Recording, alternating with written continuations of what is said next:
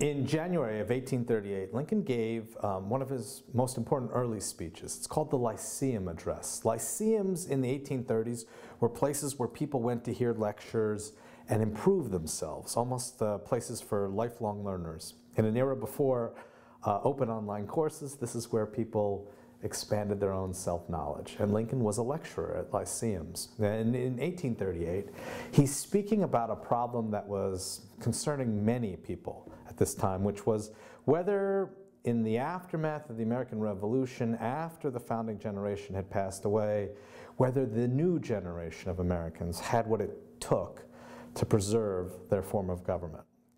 And it was a fraught time, it was a dangerous time in American history, because by then, 1838, it was clear that there was violence breaking out over questions like slavery that were beginning to show worrying signs of an impending war, a civil war, or unending mob violence, maybe even anarchy.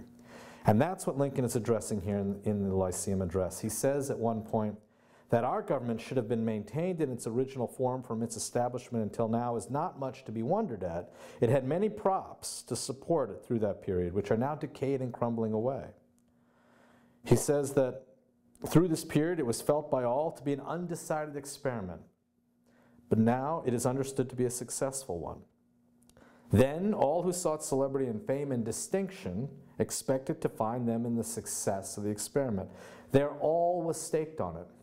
Their destiny was inseparably linked with it. Their ambition aspired to display before an admiring world a practical demonstration of the truth of a proposition which had hitherto been considered at best no better than problematical, namely the capability of a people to govern themselves. The capability of a people to govern themselves is what Lincoln thinks as the fundamental proposition of the American Revolution.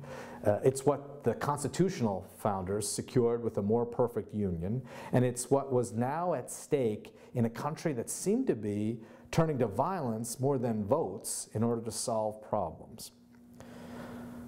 They succeeded, Lincoln said. The experiment is successful and thousands have won their deathless names in making it so, but the game is caught. That's an interesting phrase he uses. The game is caught. And I believe it is true that with the catching ends the pleasures of the chase. This field of glory is harvested and the crop is already appropriated.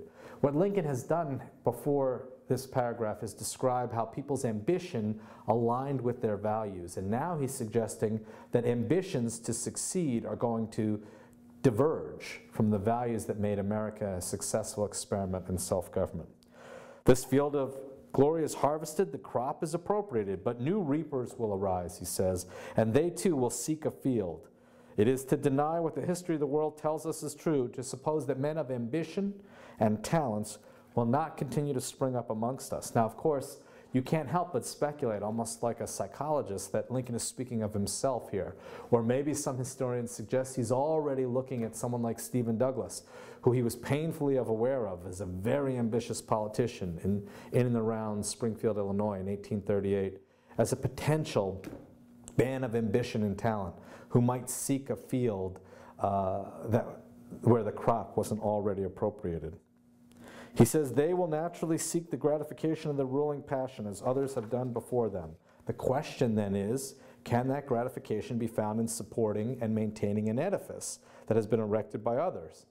And you might think the answer is yes, but Lincoln says most certainly it cannot. Many great and good men sufficiently qualified for any task they should undertake may ever be found whose ambition would aspire to nothing beyond a seat in Congress, a gubernatorial or a presidential chair. Now think about this.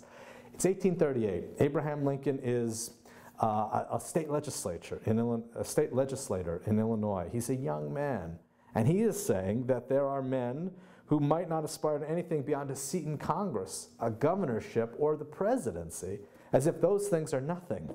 He says, but such belong not to the family of the lion or the tribe of the eagle. What, think you, these places would satisfy an Alexander, a Caesar, or a Napoleon? Never. He's speaking now of world historical figures who dominated the history books, and he is suggesting that one of them may be living amongst them in the United States at this time. And he calls these people towering geniuses. He says in the next sentence, "Towering genius disdains a beaten path. It seeks regions hitherto unexplored. It sees no distinction in adding story to story upon the monuments of fame. It denies that it is glory enough to serve under any chief. It scorns to tread in the footsteps of any predecessor.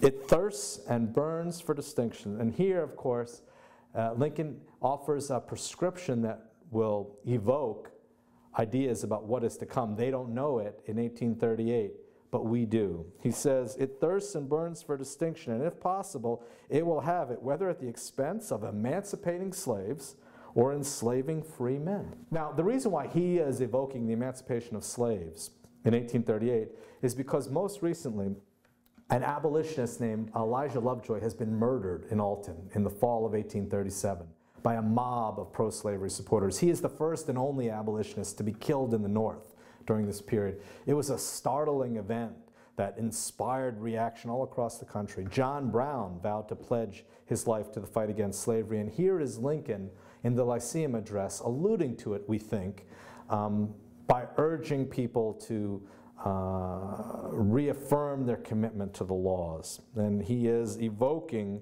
the battle over abolition here. He says that distinction will be the paramount object of this towering genius. Paramount object is a phrase that Lincoln will repeat again throughout his career. And although he would be as willing, perhaps more so, to acquire it by doing good as harm, yet that opportunity being past, nothing left to be done in the way of building up, he will set boldly to the task of pulling down.